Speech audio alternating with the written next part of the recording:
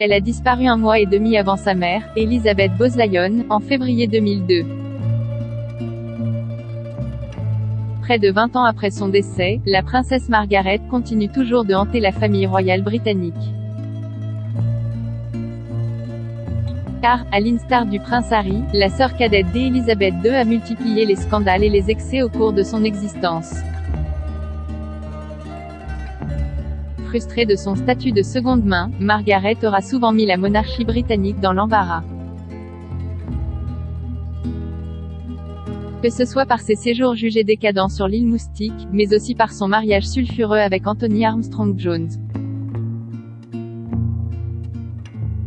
Une union de 18 ans que le journaliste Andrew Morton, célèbre auteur de Diana, sa vraie histoire, a tenté de raconter dans son dernier livre, Elizabeth et Margaret, The Intimate World of the Windsor Sisters, Elizabeth et Margaret, le monde intime des sœurs Windsor, et dont le Daily Mail se fait l'écho.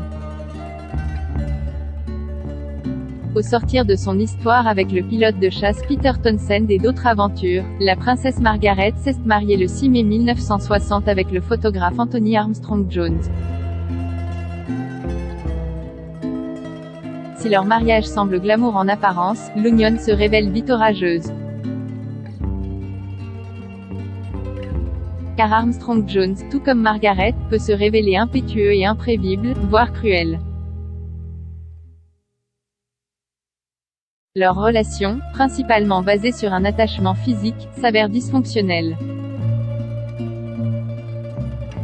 Ce qu'il avait avant tout en commun pouvait se résumer en 3 mots, sexe, sexe, sexe, raconte l'une des amies du photographe. Malgré leurs 2 enfants, David et Sarah, le couple peine à trouver un équilibre. Tu es grosse et je te déteste, en cause, des personnalités trop semblables, trop égoïstes, analysent certains de leurs amis. Anthony Armstrong-Jones, devenu comte de Snowdon après son mariage avec Margaret, ne manque pas de laisser des missives cinglantes à son épouse. Tu es grosse et je te déteste, 24 raisons pour lesquelles je te hais, sont autant de mots cruels laissés par le photographe. Le couple ne cesse de se disputer et en vient même aux mains.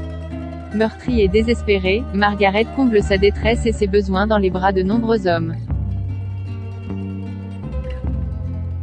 Son mari étant souvent absent, la sœur cadette d'Elizabeth II entretient des liaisons avec Anthony Barton, l'une des amies de son mari, puis Robin Douglas-Home, un pianiste d'une boîte de nuit et coureur de jupons connu de tous.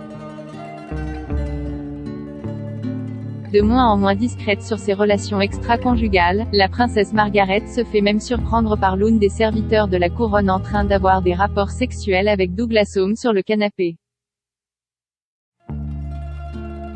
Agacée par la présence de l'employé, elle aurait attendu qu'il s'en aille avant de reprendre ses affaires comme si de rien n'était, raconte Andrew Morton.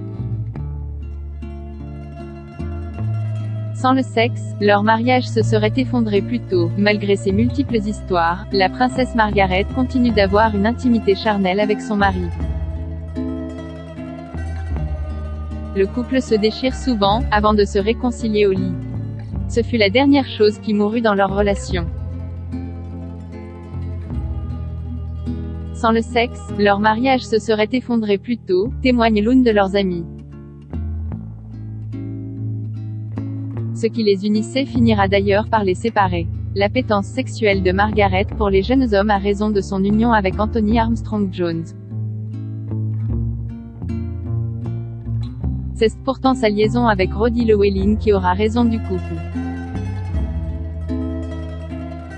Car la sulfureuse relation fait la une des journaux à scandale. En 1976, le couple illicite est surpris ensemble sur l'île Moustique.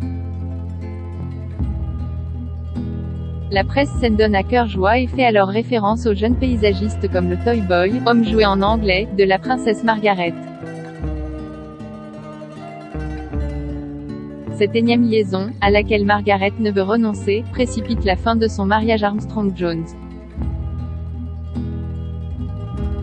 Le couple se sépare et divorce en 1978. Cette séparation est le premier divorce au sein de la famille royale britannique en 400 ans.